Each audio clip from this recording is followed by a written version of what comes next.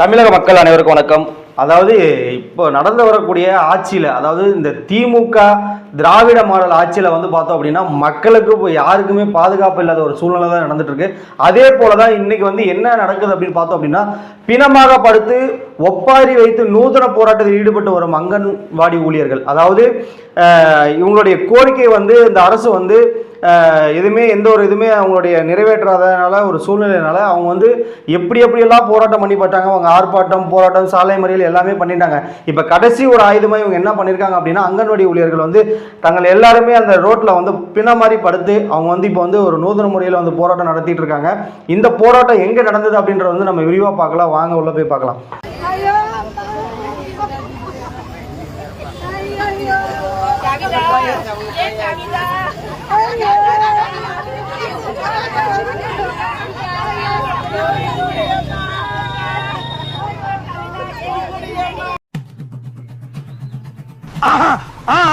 பஞ்சாயத்து நடக்கட்டும். யாரா இருந்தாலும் தைரியமா சொல்ல பாருங்க. ஒரு பஞ்சாயத்தடா முடிச்சு. அதாவது இந்த போராட்டம் எங்கே நடந்திருக்கு அப்படின்னு பார்த்தோம் அப்படின்னா, நாமக்கல் மாவட்டத்தில் நடந்திருக்கு. இந்த போராட்டத்தை வந்து யார் தலைமையில் வந்து நடத்திட்டு இருக்காங்க அப்படின்னா, தமிழ் மாநில அங்கன்வாடி ஊழியர்கள் மற்றும் உதவியாளர்கள் சங்கத்தின் அவங்களுடைய தலைமையில் தான் இந்த போராட்டம் வந்து நடந்துட்டுருக்கு. அதாவது பெரும்பாலும் பார்த்தோம் அப்படின்னா எல்லா அரசு அதிகாரிகளும் எல்லா ஊழியர்களும் வந்து பார்த்தோம் அப்படின்னா சங்கங்கள் வச்சுருப்பாங்க. அதே போல் தான் இந்த சங்கங்கள் இருக்குது.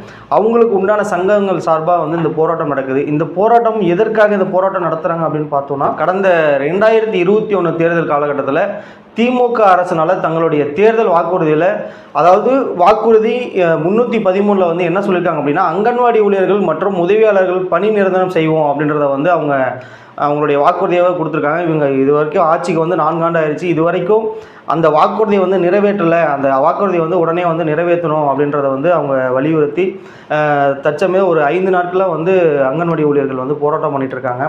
இப்போ இந்த ஒரு சூழ்நிலையில் என்ன அப்படின்னா, எங்களுடைய கருத்துக்கள், நம்மளுடைய மக்களுடைய கருத்துக்கள் எல்லாமே என்ன சொல்கிறாங்க அப்படின்னா, அதாவது வாக்குறுதிகள் வந்து அவங்க கொடுத்து அவங்க இதை வந்து வாக்குறுதிகள்லாம் செய்கிறேன்னு சொல்லி தான் அவங்களுடைய வாக்குகளை பெற்று தற்போது வந்து தமிழக முதலமைச்சராக வந்து திரு மு க ஸ்டாலின் அவர்கள் வந்து தொடர்ந்துட்டு இருக்காரு.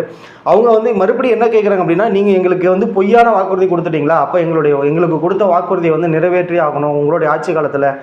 இப்போ வந்து எலெக்ஷன் டைமில் வந்து நாங்கள் வந்து எதுவுமே பண்ண முடியாது அப்படின்ற ஒரு விஷயத்தையும் வந்து சொல்லியிருக்காங்க.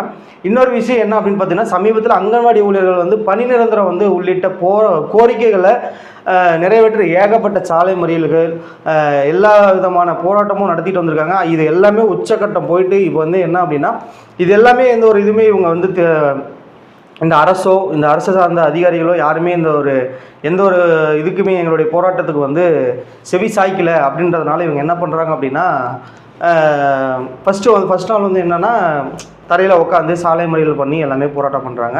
அதே போல் 2-3 நாளாக அப்படியே தொடர்ச்சியாக வந்துட்டுருக்கு. இப்போ கடைசியாக இப்போ எல்லாமே எந்த ஒரு இதுவுமே நடக்கலை அப்படின்ற விதத்தில் அங்கே இருக்கக்கூடிய சாலையில் படுத்து நூதன முறையில் அங்கே இருக்கிற பெண் ஊழியர்கள் எல்லாமே என்ன ஒப்பாரி வச்சு, அது வந்து ஒரு பெரும்பாலும் எடுத்துட்டோம் அப்படின்னாவே திமுக அரசு வந்து நிறைய பொய்யான வாக்குறுதிகள் தான் மக்கள்கிட்ட கொடுத்துருக்காங்க. அதை வந்து ஒரு சில வாக்குறுதிகள் வந்து நிறைவேற்றிருக்காங்க.